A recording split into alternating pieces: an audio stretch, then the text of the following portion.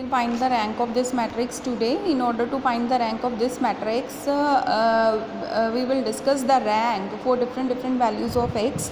This is 4 cross 4 matrix. तो वही सबसे पहले हमारा फर्स्ट रो और फर्स्ट कॉलम का जो A11 एलिमेंट है वो 1 होना चाहिए. ये हमारा पहले ही 1 है. अब इसको यूज़ करके यहाँ और यहाँ हम 0 बनाएंगे.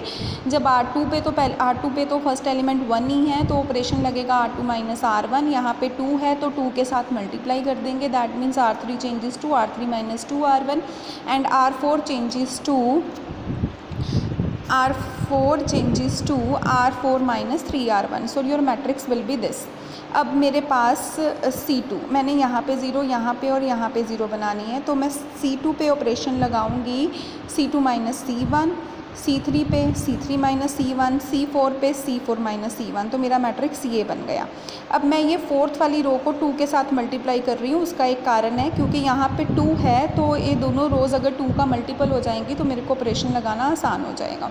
मैंने 2 के साथ मल्टीप्लाई कर दिया. अब देखो मैंने यहाँ पे 0 बनाना है, तो 2 को x माइनस 2 के साथ मल्टीप्लाई करके इसमें से माइनस करूँगी. इसको x माइनस 1 के साथ मल्टीप्लाई करके इसमें से माइनस करूँगी. तो अब मेरे पास जब मैं ये वाले दोनों ऑपरेशंस लगा दूँगी तो ये मेरा मैट्रिक्स बन जाएगा.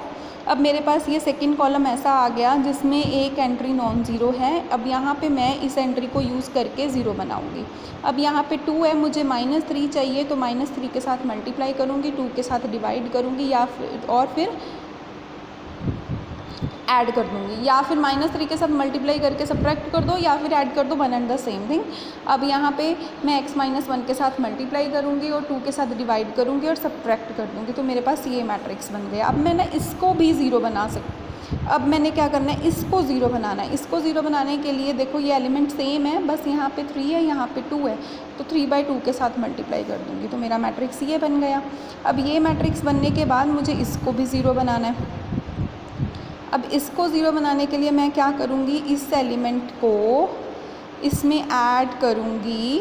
देखो ना यहाँ पे -x + 5 है. अगर माइनस कॉमन ले लूँ तो x - 5 हो जाएगा. तो इसका मतलब x - 5 तो यहाँ पे है ही, तो x - 1 के साथ मल्टीप्लाई करना है, 2 के साथ डिवाइड करना है और दोनों को ऐड कर देना है, क्योंकि यहाँ पे -x - 5 है. ये वाली एंट्री आपकी क्या होगी, x - 1 minus outside into x - 5. तो यहाँ पे भी 0 बन गया. अब मेरे पास ये डायगोनल मैट्रिक्स बन गया. अब इस मैट्रिक्स को देख के मैं अंदाज़ा लगाऊंगी कि मेरा रैंक कितना होगा. अब ध्यान से देखो, अगर तो x 1 है, अगर x 1 है तो यहाँ पे 0 बन जाएगा, यहाँ पे 0 नहीं बनेगा. तो रैंक कितना होगा, 3. मैंने आपको बताया था ना जितनी नॉन ज़ीरो डायगोनल एंट्रीज होंगी. अब अगर x 5 हो जाएगा, -x + 5 को 0 करो, इसका मतलब x 5, तो यहाँ पे भी 0, यहाँ पे भी 0, तो रैंक कितना हो जाएगा, 2. अब अगर x 1 भी नहीं होगा और x 5 भी नहीं होगा तो रैंक कितना होगा, तो इसका मतलब कुछ भी 0 नहीं होगा. 4 की 4 रोज़ नॉन ज़ीरो होंगी, तो रैंक क्या होगा, 4 होगा. ठीक है. अब नेक्स्ट टॉपिक है हमारा नॉर्मल फॉर्म्स. नॉर्मल फॉर्म का मतलब होता है किसी भी मैट्रिक्स को ऐसे मैट्रिक्स में रिड्यूस करना जिसमें एक आइडेंटिटी मैट्रिक्स बन रहा हो.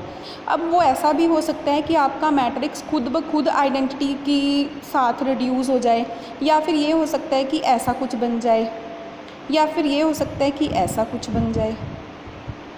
मतलब कि डायगोनल एंट्रीज़ को आपने 1 और 0 मतलब नॉन डायगोनल एंट्रीज़ को आपने 0 बनाना है और डायगोनल एंट्रीज़ को 1 बनाना है. वो ऑटोमेटिकली ही हो जाएगा अगर कोई डायगोनल एंट्री भी 0 बनेगी तो इस केस में मैं इसको लिख सकती हूँ I3, इसको लिख सकती हूँ I2, यहाँ पे इसको बिग O बोल दिया, इसको बिग 0 बोल दिया, 0 0 0. तो ऐसे केस में इसको नॉर्मल फॉर्म बोलते हैं. A = IR 0 0 0. This is called normal form. और R जो है वो रैंक होता है.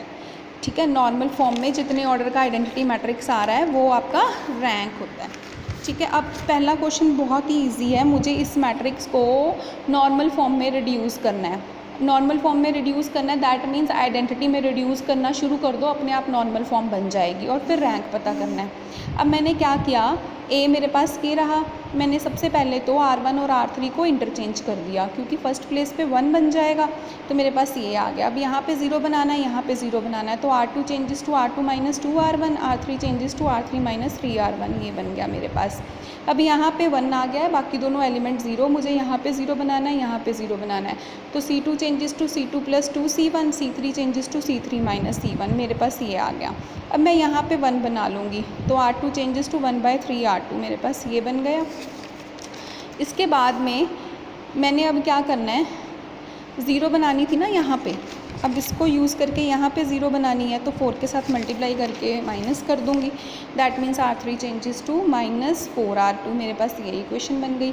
अब मुझे क्या करना है, यहाँ पे 0 बनाना है, मैं इस कॉलम को यूज़ करूँगी, तो C3 changes to C3 minus 1/3 C2, so this is the reduced diagonal form. अब मैं इसे आइडेंटिटी बनाने के लिए इस एलिमेंट को -3/10 मतलब इसके रेसिप्रोकल के साथ डिवाइड कर दूंगी, तो ये मेरे पास 1 बन गया। तो A is equivalent to identity matrix of order 3, that means rank of A is 3। Thank you.